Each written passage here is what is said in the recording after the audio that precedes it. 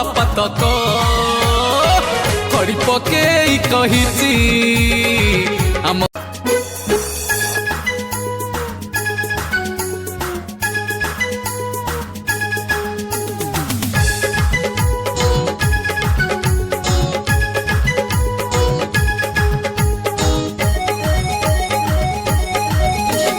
16 सोमवार पूजिथिले हर 16 सोमवार पूजिथिले हर कटि जीव महापातक खड़ी पके कही